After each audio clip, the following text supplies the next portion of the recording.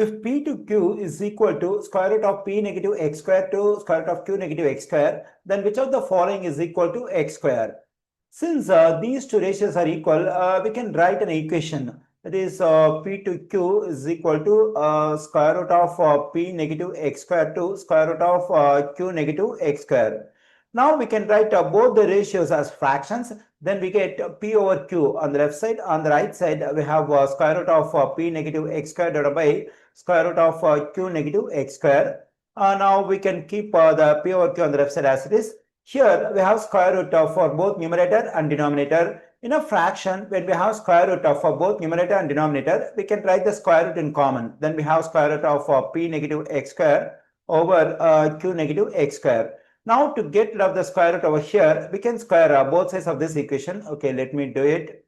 Okay, now on the right side, here this square root and square will cancel out. Here on the left side, we have the exponent 2 for the fraction p over q. Whenever we have an exponent for a fraction, the exponent can be taken for numerator and denominator separately. Then we have p square over q square on the left side. On the right side, we have p negative x square over q negative x square. Now let's do cross multiplication. That is the numerator on the left side has to be multiplied by the denominator on the right side.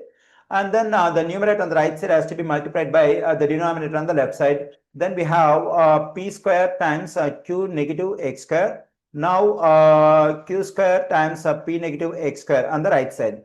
Now we can distribute this p square to this q and negative x square. Then I'm getting, let me do it over here. P square times q negative p square times x square. On the right side, we can distribute this q square to this one and this one. Then I'm getting p q square negative q square x square. Since our aim is to find the stuff that is equal to x square, let's get the terms containing x square on one side of the equation. The terms do not contain x square on the other side of the equation. Let me add q square x square to both sides of this equation. Let me do it. And also subtract p square q from both sides. Let me do it. Okay, here this negative value, positive value will cancel out. This positive value, negative value will cancel out.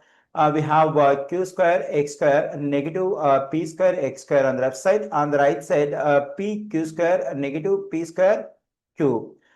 Here on the left side, the greatest common divisor of these two terms is x square. So we can factor x square out.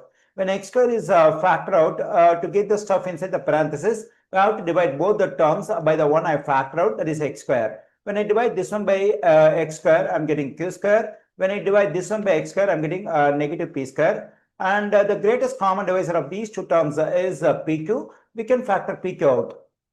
Now to get the stuff inside the parenthesis, we have to divide both the terms by the one I factored out, that is pq. When I divide this one by pq, I'm getting q. When I divide this one by pq, I'm getting negative p. Now let's divide both sides of the equation by q square negative p square. Let me do it.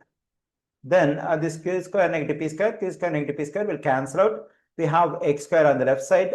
On the right side, numerator, we have pq times q negative p. Now let's consider the algebraic identity, that is a square and negative b square. Actually, this is called difference of two squares. Whenever we have a difference of two squares in this form, it can be written in factored form, that is a positive b times a negative b.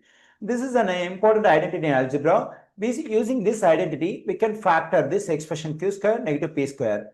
When I compare this q square negative p square and a square negative b square, at the place of a we have q, at the place of b we have p. So we can write this one in factored form like this one. So we have to replace a by q and b by p. Okay, let me do it over here. Then the factored form of this expression is q positive p times q negative p, like this one. Now this q negative p will cancel out. Then we have x square equals to pq over.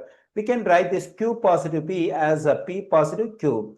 Here I got the stuff that is equal to x square. I find this stuff in answer choice D. So the correct answer choice for this question is D.